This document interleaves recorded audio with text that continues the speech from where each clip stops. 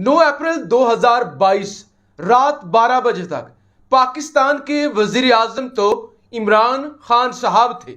पाकिस्तान के वफाकी वजीर दाखिला तो शेख रशीद साहब थे।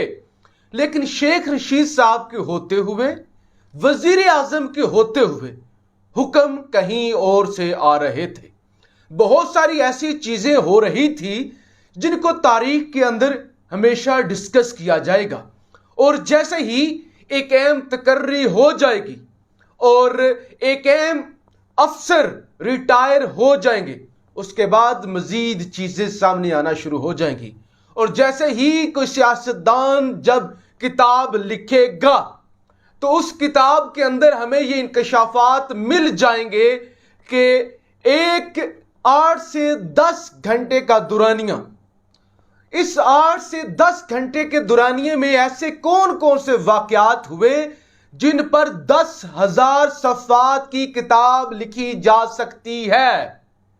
ऐसी कौन कौन से हुक्म थे, ऐसा कौन सा प्रेशर था जो एक खास जगह से डाला जा रहा था। मिसाल के तौर पे जो एक बात आम डिस्कस होती है कि रात के 10, साढ़े 10 बजे, 11 बजे एक हेली लैंड किया वजीर आजम हाउस में। फिर यह बात भी सामने आती है कि जब मुल्क के अंदर कोई हुकूमत नहीं थी, बल्कि अभी तक खान साहब वजीर आजम थे, क्योंकि अदम एतमाद पर वोटिंग नहीं हुई थी, किसने एयरपोर्ट्स पर इमरजेंसी लगा दी थी? प्रिजनर वैन कौन लेकर आया था पार्लियामेंट के बाहर? किसने अदालतें खुलवा दी थी?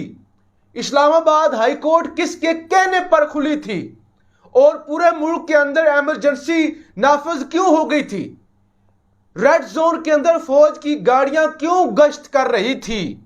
इस्लामाबाद के अंदर मार्शल लॉ की खबरें कौन चला रहा था? आर्मी चीफ जनरल बाजवा को बर्खास्त करने की बातें कौन कर रहा था? ये वो तमाम बातें जो हमारे सामने आएंगी। लेकिन आज शेख रशीद साहब ने इन पर थोड़ी सी गुफ्तगू की है कि प्रिजनर वैन लाने वाला कौन था। 25 मई जब खान साहब लॉन्ग मार्च कर रहे थे, रेंजर को हुक्म देने वाला कौन था? रेंजर किन के कहने पर आई और उन्होंने शैलिंग की बच्चों पर? और शेख रशीद का यह कहना है कि राना सनाउल्लाह को फ्री हैंड देने वाला कौन था? डॉन न्यूज को शेख रशीद साहब ने एक इंटरव्यू दिया है, उसकी 2 मिनट की छोटी सी क्लिप आपके सामने रखना चाहता हूं। उसकी आप ऑडियो सुने, आपको अंदाजा हो जाएगा। उसके बाद मजीद खबरें, और परवेज मुशर्रफ साहब की वापसी हो रही है, वो भी एक अहम खबर है, उस हवाले से भी आपको बताना है। 9 अप्रैल की रात हेली आया था कोई पीएम? हेली तो आया या नहीं आया ये बात की बात है। पुलिस वैन मेरे सामने आई थी। किसने बुलवाई थी? पुलिस वैन कौन भेजता है? मेरा मतलब ये हुकूमत तो आपकी थी, वजारत दाखिला आपके पास थी सर। नहीं, वजारत दाखिला मेरे पास थी, लेकिन there is always face behind a case. एक चेहरा इसके पीछे भी होता है। तो वही तो जानना चाह रहे हैं। ये जो रेंजर्स ने उस दिन किया, वो वजारत दाखिला के हुक्म पे ये दहशतगर्दी की उन्होंने, और एफसी ने नहीं की। इसका मतलब है कि उसके कमांडेंट ने उसको नहीं कहा ये बात। और आप 25 मई की बात कर रहे हैं? 25 मई की मैं बात तो आप कह रहे हैं कि 25 मई मैंने बाजवा साहब से जिस दिन मेरी मुलाकात हुई, मैंने सीरियस प्रोटेस्ट करनी है the role of rangers with the ladies and the children and the common people. तो क्या आप कह रहे हैं कि राना सनाउल्लाह ने नहीं किया? राना सनाउल्लाह तो वैसे ही शो पीस बना हुआ था ना कि मैं ये कर रहा हूँ। मैं फिर कौन कर रहा था? वो सिर्फ मुझे पकड़ने के लिए सारी पुलिस और FIA उसने लगाई हुई थी। मेरी 3 बहनों के घर उसने रेड करवाया, और वो बेचारी शेखनियाँ, आपको पता है दुकानदारों की बीवियां, उनको क्या लगे इन कामों से। इंतहा देखें कि मेरी 3 बहनों के घर रेड हुए, और लाल हवेली से बैक वक्त 60 बंदे इन्होंने उठाए, और इसके बावजूद मैं 3:45 बजे पहुंच गया 15 मिनट। अच्छा, तो आप ये कह रहे हैं कि जो 25 मई की रात जो कुछ हुआ, जो लाठीचार्ज, जो शेलिंग, जो फायरिंग, जो भी कुछ हो रहा था, उसके पीछे था राना सनाउल्लाह नहीं थे? राना सनाउल्लाह था, बड़ा बदमाश सरगना वो था, लेकिन उसके पीछे जो मैं अंग्रेजी बोली है, थोड़ी सी अंग्रेजी, there is always face behind a case, इसे समझने की कोशिश करें। आ गई, मेरे हालात बड़े खराब हैं। सर अच्छा ठीक है, तो आप ये कह रहे हैं कि राना सनाउल्लाह जो है वो तो सिर्फ there was a face, there is a face behind a case, behind a case, surrender कर गई। तो पुलिस सरेंडर कर गई थी, तो फिर हमें तो एक ही फेस नजर आता है कि अब उसमें सच्चाई है या सच्चाई नहीं है। अब जनाब दूसरी खबर, परवेज मुशर्रफ साहब इस वक्त जिंदगी और मौत की कश्मकश में है। चंद दिन पहले यह खबर आ गई थी 10 जून को कि परवेज मुशर्रफ साहब का इंतकाल हो गया है। भारत के तमाम मीडिया ने यह खबर चला दी और विकीपीडिया ने भी कंफर्म कर दिया, यानी विकीपीडिया पर परवेज मुशर्रफ की डेथ का, जिंदगी का स्टेटस तब्दील हो गया और लिख दिया गया कि 10 जून तक परवेज मुशर्रफ जिंदा रहे और वहां पे वफात आ गई।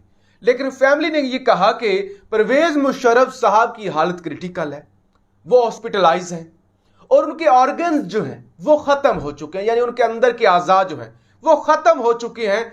यानी मुख्तसर ये कि परवेज मुशर्रफ साहब के जिंदा बचने के अब चांसेस नहीं है। वो 1 हफ्ता जी लें, 15 दिन जी लें, 1 महीना जी लें, जितना भी जी लें वो बस मेडिकली जिंदा हैं, क्योंकि उनके सारे ऑर्गन्स खत्म हो चुके हैं। अब पाक फौज ने यह फैसला किया, ये कामरान शाहिद साहब कहते हैं, सीनियर सहाफी एंकर हैं। कामरान शाहिद ये दावा करते हैं पाक फौज ने, GHQ ने, ये हामी भरी अदारे ने, कि वो परवेज मुशर्रफ साहब को वापस लाने के लिए तैयार हैं, साथ देने के लिए तैयार है परवेज मुशर्रफ का कि मुशर्रफ साहब को वतन वापस लाया जाए, क्योंकि परवेज मुशर्रफ साहब की हालत ऐसी है कि किसी वक्त में उनकी मौत हो सकती है। तो लिहाजा वो अपने मुल्क के अंदर उनका जनाजा हो, कफन दफन अपने मुल्क के अंदर हो, इसलिए ये सब कुछ हो रहा है।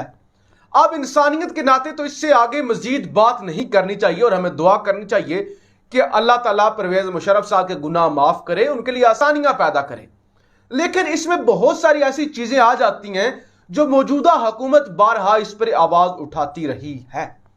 परवेज मुशर्रफ ने क्योंकि आइन तोड़ा था, उन्होंने मार्शल लॉ लगाया था, फिर अदालतों में इमरजेंसी लगाई थी और भी बहुत सारे उन पे केसेस थे, और खास तौर पे अमेरिका की मदद करना और पाकिस्तान को अमेरिका की जंग के अंदर झोंकना, और खास तौर पे इस करप्ट एलीट को NRO दे देना, जिसका खान साहब बारहा जिक्र भी करते हैं। अब जब भी नून लीग से सवाल पूछा जाता था कि नवाज वापस क्यों नहीं आ रहा, वो कहते थे कि अगर इतनी ताकत है खान में, अगर इतने जोगा है खान, तो मुशर्रफ को लेके आए। मुशर्रफ जिसको सजाए मौत हो चुकी है, मुशर्रफ को लेके आए। मुशर्रफ भी तो भगोड़ा है, मुशर्रफ भी तो भागा हुआ है, यह मुस्लिम लीग नून की जानिब से कहा जाता था। अब ऐसी बात कोई नहीं करनी चाहिए, लेकिन परवेज मुशर्रफ साहब जिंदगी और मौत की कश्मकश में है, लेकिन पाकिस्तान की अदालतें उन्हें सजाए मौत दे चुकी हैं। और जस्टिस वकार सेठ साहब तो यहां तक कह गए थे कि परवेज मुशर्रफ साहब अगर पाकिस्तान आते हैं और वो मर चुके होते हैं, उनका इंतकाल हो चुका होता है, तो फिर डी चौक पर उनकी लाश को 3 दिन के लिए लटका दिया जाए और निशानी इबरत बनाया जाए, ताकि पाकिस्तान के अंदर आइंदा किसी की जुर्रत ना हो कि वो मुल्क का आइन तोड़े। तो लिहाजा ये एक अलग केस है कि अब वही मुस्लिम लीग की हुकूमत है, वही पीपल्स पार्टी की हुकूमत है जो अपने आप को बड़ा डेमोक्रेट्स कहते हैं और अपने आप को जमहूरियत के गिर्द लपेटने की कोशिश करती हैं। तो लिहाजा पाक फौज ने यह फैसला किया है, GHQ ने यह फैसला किया है कि वो भरपूर साथ देंगे परवेज मुशर्रफ साहब का और उन्हें वतन वापस लाया जाएगा। तो ये अब तक की सूरत हाल है जनाब। पंजाब के अंदर खबर ये आ रही है क्योंकि मुस्लिम लीग नवाज बजट मंजूर नहीं करवा सकती, क्योंकि अक्सरियत नहीं है, तो लिहाजा अब डील की जा रही है PTI के साथ, अपोजिशन के साथ, और परवेज इलाही को गारंटर बनाया जा रहा है कि हम आपके केस माफ करते हैं, आपसे केस वापस लेते हैं, आप हमारा बजट मंजूर करवा दें। और इसके अलावा क्योंकि इलेक्शन होने जा रहा है 17 जुलाई को, 20 मुनहरफ जो अरकान थे, लोटे थे, जो नायल हुए थे पंजाब के अंदर, तो उनकी टिकट्स भी PTI की जानिब से जारी कर दी गई। जल्दी से मैं आपको PP 7 से जी शबीर अवान हैं, PP 83 से हसन असलम हैं, PP 90 से इरफान नियाजी हैं PTI की जानिब से, PP 97 से अली अफजल साई हैं, PP 125 से मियां मोहम्मद आजम हैं, PP 127 से मोहम्मद नवाज भरवाना हैं, PP 140 से खुरम विरक हैं, PP 158 से मियां अकरम उस्मान हैं, PP 167 से आसिफ चौधरी हैं, PP 168 से जनाब नवाज अवान हैं, PP 202 से मेजर सरवर हैं, PP 217 से जैन कुरैशी हैं, शाह महमूद कुरैशी के साहबजादे, PP 224 से आमर इकबाल शाह हैं, PP 272 से मुअज्जम जतोई हैं, PP 273 से यासर जतोई हैं और PP 282 से कैसर अब्बास, PP 288 से सैफुद्दीन खोसा हैं और लाहौर की जो 2 सीटें हैं उनकी टिकट्स का ऐलान अभी आज ही या कुछ देर के बाद किया जाएगा। उन 2 सीटों का ऐलान नहीं किया गया जो कि PP 170 हैं और PP 237 है। इनका ऐलान बाद में किया जाएगा। तो खान ने बाकायदा भरपूर तरीके से इंटरव्यूज किए, खुद टिकट्स जारी की हैं ताकि किसी ऐसे लोटे को या किसी ऐसे बंदे को टिकट ना चली जाए जो कि नजरियाती ना हो। अब इन हलकों के अंदर जाके खान साहब खुद जलसे करेंगे और खुद इस इलेक्शन की निगरानी करेंगे। तो ये वीडियो है, अपनी राय का इजहार जरूर कीजिएगा। पाकिस्तान जिंदाबाद।